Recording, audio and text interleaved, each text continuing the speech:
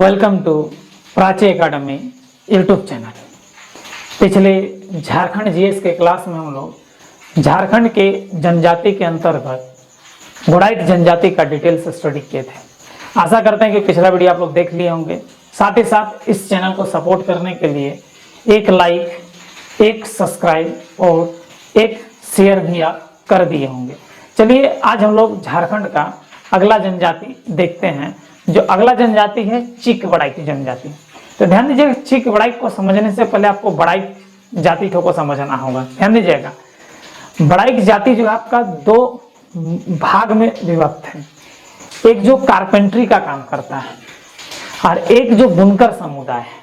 ठीक है, तो कारपेंट्री वाला जो समुदाय है वो बड़ाइक कहलाता है, जिसको हम लोग ओबीसी में रखा जाता है।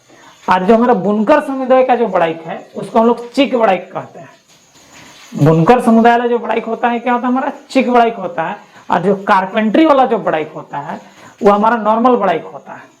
तो कारपेंट्री वाला जो बड़ाइक है वो ओबीसी में आता है, और जो बुनकर समुदाय वाला बड़ाइक होता है जिसको हम लोग चीक बड़ाइक कहते हैं, ये हमारा किस में आता है, अनुसूचित जनजाति में आता है। तो हम लोग बड़ाइक की बात नहीं कर रहे हैं, किसकी बात कर रहे हैं, चीक बड़ाइक की बात कर रहे हैं। ठीक है, मतलब कि हम लोग कारपेंटर वाला बड़ाइक की बात नहीं कर रहे हैं, हम लोग बुनकर वाला बड़ाइक की बात कर रहे हैं। ठीक है, ध्यान दीजिएगा। तो ये जो है चीक बड़ाइक झारखंड का एक बुनकर जनजाति है। चीक बड़ाइक क्या है, झारखंड का एक बुनकर जनजाति है।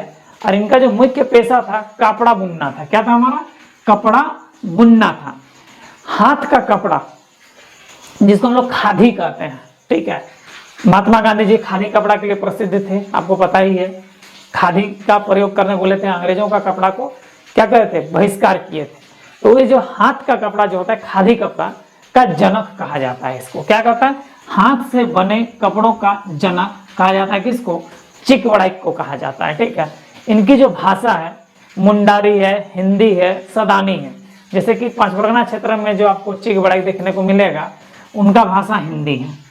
यही चीज आपको अगर सिंहभूम तरफ या संथाल परगना तरफ जो चीक बड़ाइक आपको देखने को मिलेगा उनका भाषा क्या हमारा मुंडारी है। और इधर हमारा बेड़ो नगड़ी लातेहार तरफ जो देखने को मिलेगा, ठीक है, वो चीक बड़ाइक की भाषा क्या हमारा सदानी होती है। तो भाषा जो मिक्स होने के कारण इसका जो प्रजाति में बड़ा विवाद है, क्योंकि जो सदानी भाषा बोलते हैं वो द्रविड़ियन होते हैं। जो सदानी भाषा बोलते हैं वो क्या होते हैं, हमारे द्रविड़ियन होते हैं, क्योंकि द्रविड़ की ही भाषा सदानी थी। ठीक है, और जो मुंडारी बोलते हैं वो क्या होता है, प्रोटोस्टोलियड होता है। अब इसमें बड़ा कंफ्यूजन होता है इस जनजाति में। ठीक है, कि ये जो चीक बड़ाइक है प्रोटोस्टोलियड है कि द्रविड़ियन है। ठीक है, लेकिन इतिहासकार का जो मानना है, ठीक है, ये जो चीक बड़ाइक है ये किस प्रजाति समूह में आता है, प्रोटोस्टोलियड समूह में आता है, द्रविड़ियन में नहीं आता। लेकिन एक चीज आपको हम बता दे रहे हैं, जो मुंडारी बोलते हैं वो हमारा प्रोटोस्टोलियड होता है, और जो सदानी बोलते हैं ना वो हमारा द्रविड़ियन होता है, क्योंकि द्रविड़ की भाषा ही सदानी थी। तो यहाँ पे बड़ा कॉन्ट्राडिक्ट हो जाता है कि एक जाति दो भाषा। ठीक है, ये कैसे पॉसिबल है। ठीक है, हिंदी भी बोलते हैं। ठीक है, तो मुंडारी लोग हिंदी बोलते थे कि उनका भाषा होड़ोजोगर या हिंदी था। ठीक है, मुंडा वंश में, मुंडा जनजाति में देख चुके हैं। ठीक है, तो कहने का मतलब यहाँ पर चीक बड़ाइक का प्रजाति क्या होगा, ये थोड़ा सा कॉन्ट्राडिक्ट है मेरे भाई। लेकिन एक्चुअली में ये जो इतिहासकारों का मानना है कि चीक बड़ाइक जो है वो हमारा प्रोटोस्टोलियड है, तो इसी को मान के चलते हैं। लेकिन यहाँ पर अगर भाषा के आधार पर देखा जाए तो ये हमारा क्या होता है, प्रोटोस्टोलियड भी होता है, द्रविड़ियन भी होता है। तो इसमें आपको जाहिर सी बात है कि चीक बड़ाइक का प्रजाति आपसे नहीं पूछेगा, क्योंकि यहाँ पे बड़ा ये कॉन्ट्राडिक्ट पॉइंट है।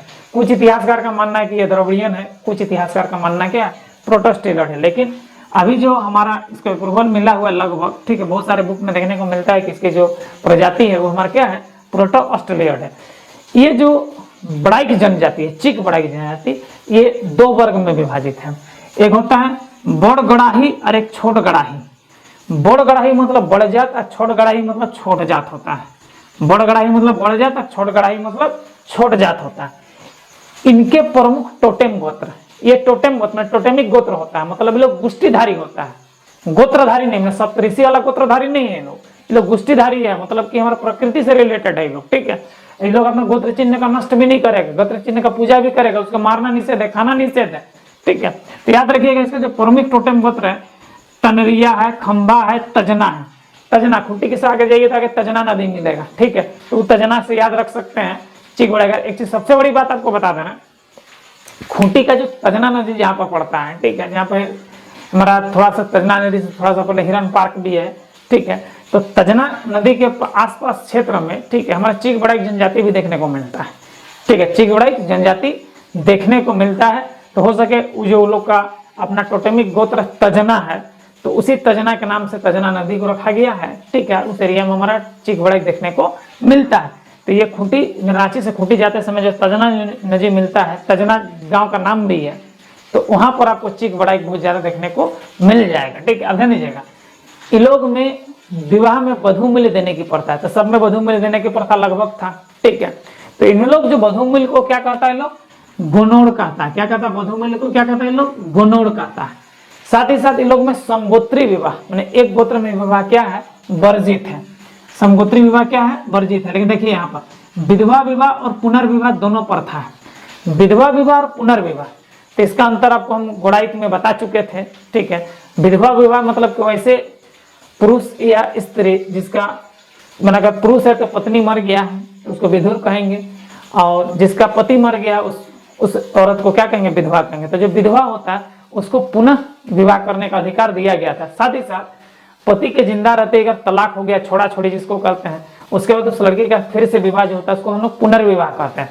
तो अगर मान लीजिए पति के जिंदा रहते अगर छोड़ा छोड़ी हुआ है और उस कंडीशन के बाद उसका दोबारा विवाह होता है तो उसको हम लोग पुनर्विवाह कहते हैं। पुनर्विवाह को चीक बड़ाई में क्या कहा जाता है, सगाई कहा जाता है। लेकिन अगर शादी के बाद अगर पति मर गया है और लड़की अगर विधवा हो गई है, उसका अगर दोबारा शादी होता है तो उसको लोग क्या कहता है, विधवा विवाह को क्या कहता है, सांघा विवाह कहता है। क्या कहता है, सांघा विवाह कहता है। इसका जो प्रमुख देवता है, ध्यान दीजिएगा, किसका, चीक बड़ाई का, वो क्या है, सिंह बोंगा है। क्या हमारा सिंह बोंगा है। और मुख्य देवी क्या है, देवी माई है। देखिए यहाँ पर भी देवी माई आ गया। तो ये जो क्षेत्र है, ध्यान दीजिएगा कि आपको बता रहे हैं लोग का जो निवास स्थान वाला जो क्षेत्र है, ठीक है, आपका लगभग ये हमारे झारखंड में मैंने कि क्या रांची, लोहरदगा, ठीक है, सिंहभूम, गुमला, इस क्षेत्र में हमारा चीक बड़ाई पाया जाता है।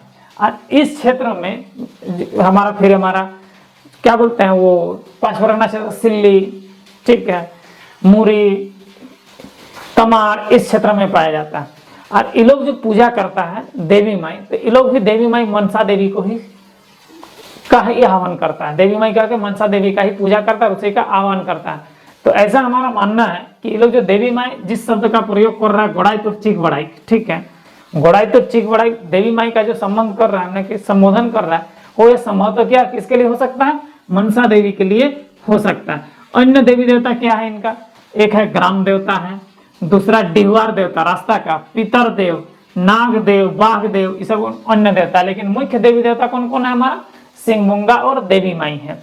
अब देखिए बैसाख में, बैसाख तो क्या था, चैत के बाद बैसाख आता है। हमारा हिंदू शक संवत के आधार पर, जो हिंदू कैलेंडर होता है, जो शक संवत के आधार पर वर्ष का पहला महीना क्या होता है, चैत होता है। चैत के बाद दूसरा महीना जो होता है वो हमारा वैशाख होता है। चैत में चैती दुर्गा होता है, चैती छठ होता है, उसके बाद हमारा वैशाख आता है। तो जैसे ही वैशाख आएगा तो वैशाख में लोग बड़ पहाड़ी पूजा करता है। क्या करता है, बड़ पहाड़ी पूजा करता है। साथ ही साथ लोग सूर्याही पूजा करता है, सूर्याही पूजा करता है। ये सूर्याही पूजा सूर्य को ही करता है, लेकिन एक गड्ढा खोद करके गड्ढा के अंदर पूजा करता है। साथ ही साथ सूर्य को बलि देता है। ये एक अजीब सा बात है। सूर्य को हम लोग क्या बोलते हैं, सात्विक का प्रतीक मानते हैं। सबने क्या होता है ना, मैंने उसमें मांसाहारी भोजन का कोई भी चढ़ावा नहीं चढ़ाते, लेकिन ये सूर्याही पूजा होता है, इसमें लोग बलि देता है।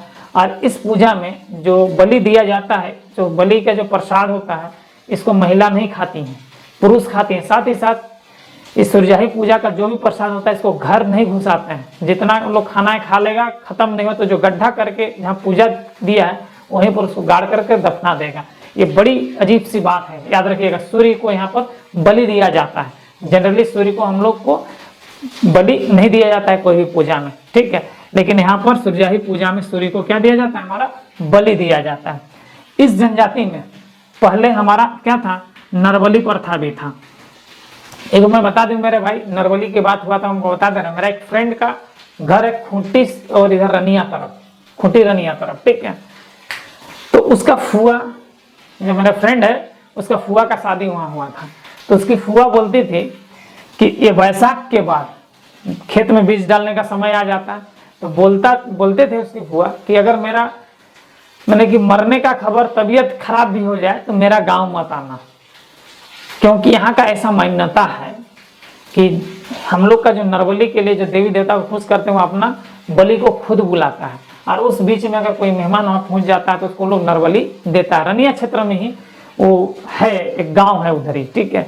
तो ये चीज है, तो कहने का मतलब ये उसका फुआ डायरेक्ट उसको मना करती थी कि अगर कुछ भी हो जाए, कुछ भी न्यूज कहीं से, चिट्ठी पत्री कहीं भी कुछ भी मिल जाए तो मत आना, बोलता था। ये ज्यादा दिन का नहीं है, ये 6-7 साल पहले तक का बात है, मतलब 5-6 साल हो रहा है तब तक का बात है। अब इधर का क्या कहानी है नहीं बता सकता है, लेकिन ये रनिया क्षेत्र में ही है हमारा, ठीक है। वो गाँव है हमारा, मैंने कि खुटी रनिया क्षेत्र में जो बिहड़ गाँव है उधर ही पड़ता है ये हमारा। तो सोचो कि ये आज से 6-7 साल पहले तक हमारा नरबली प्रथा था। आज 6-7 साल पहले खुलासा भी हुआ उस एरिया में कि नरबली दिया जाता था। नरबली के बाकायदे जो रेचा खूंटा होता है ना, इसमें मतलब फंसा करके दिया जाता है बलि, वो बलि वाला खूंटा भी मिला था उधर ही, रनिया तरफ भी मिला था मेरे भाई, ठीक है, खुटी रनिया तरफ ही। तो बाकायदे मिला भी था, प्रशासन बहुत एक्टिव भी हुआ था 8 से 8 साल पहले, ठीक है, 8-9 साल पहले, ठीक है। तो मिला भी था। हो सके अभी बलि चालू है, लेकिन अवैध रूप से चालू है, हो सके बलि बंद हो गया होगा, ठीक है, ये भी हो सकता है।